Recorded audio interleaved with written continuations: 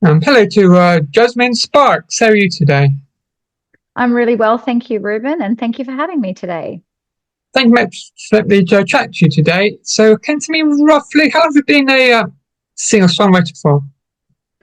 Well, I've been singing since I was in year three at school, so as long as I can remember.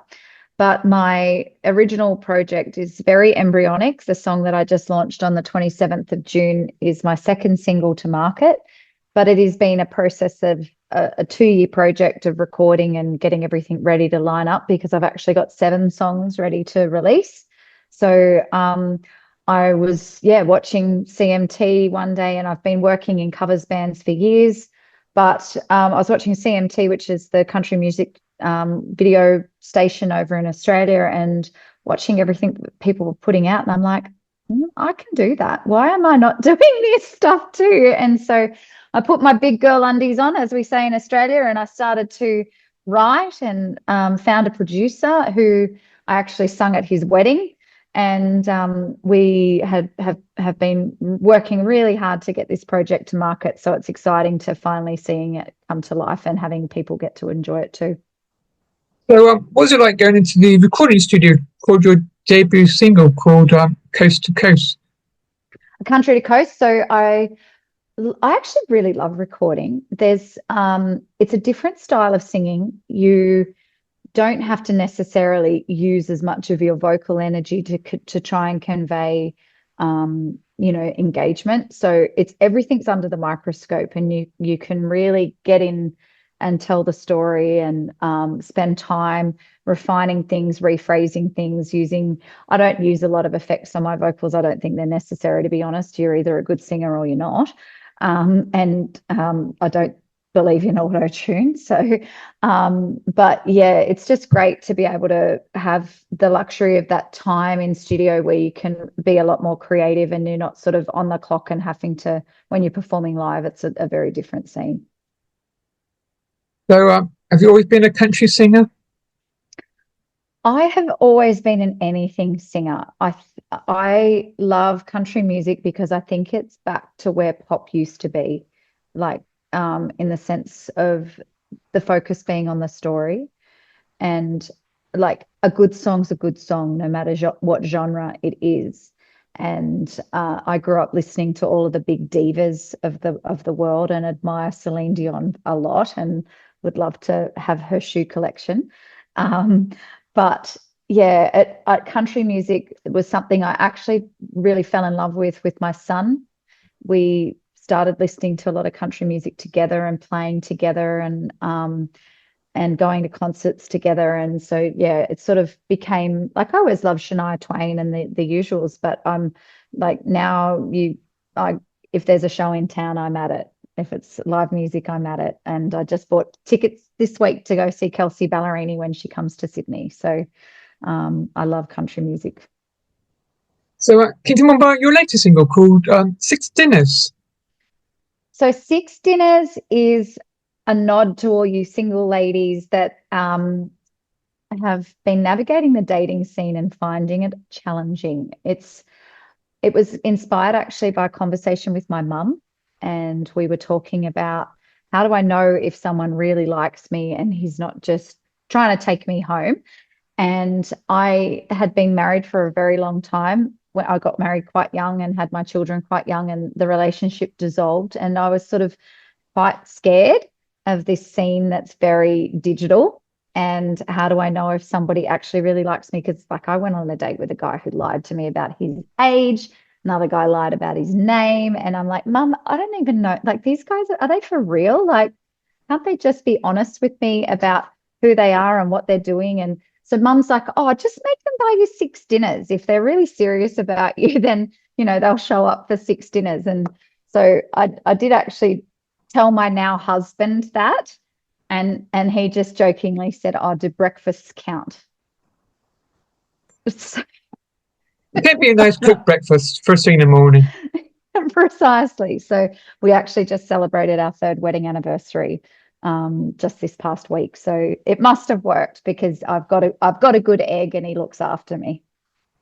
So, have you got any plans on releasing any new music in the near future? definitely. Because this project took me a little bit longer in terms of the recording process. As I said, have 7 songs ready to go. So I will be dropping them a lot quicker than I suppose a lot of artists would, just because I would like to get it out and start getting some traction. I really want to be lining up more live shows. We've got Tamworth Country Music Festival in January over here, and like whilst it's only July now, all the big venues are looking for acts now. So the goal was to release 3 or 4 songs before September, and start lining up some really good shows for Tamworth, and then see where that all takes me. You mentioned a project, so is there any maybe an album in the pipeline? Maybe. Yeah, the plan, Ruben, is to do 2 EPs first. So albums, unfortunately, it's for us older folk, it was such a lovely thing going to a CD store and buying an album and playing it from start to finish and falling in love with every song. It's not the way we consume music anymore, unfortunately. And so albums, like most artists, are just releasing singles. So what I was planning on doing, because I am an independent artist and it does rely on me raising the money to record and promote and everything, I was going to release an EP. So once I've dropped 4 singles thereabouts, I'll probably drop it as an EP, and then I'll start recording again and do the same thing again. And then from whichever songs that resonate the best with the audience, they can then be combined and made into an album. So pretty sure Tupac did that. So he's onto something. Listening singles, like you say, brings more traction and hopefully brings you more fans to listen to your music. Definitely, that's the goal. So, what's it like being a independent artist for you? You have to be everything. You have to wear all hats. My Monday to Friday job is in a marketing agency, so I'm really fortunate to understand a lot of digital, social media, and all of that sort of business side of the music industry that you need to have a handle on. But you are your promoter, you are your stylist, you are your, you're writing set lists. I just wrote a set list yesterday. I'm the accountant because I sent the invoice out for that gig yesterday too. So you have to be able to do everything. And that's just, managing a project for a live gig, let alone releasing music. You're pitching to playlists, you're designing cover art. You have to be very multi-talented or have a really good team around you. Fortunately, I have both. I've got a lot of, a capacity within myself, but I've also got my sister's a great sounding board. She used to manage a recording studio down in Sydney. So she's a great sounding board. My band are awesome. They are the most willing and loyal group of people. And I just pinch myself every day that they've agreed to work with me, because we ain't making any money yet. So, they're wonderful.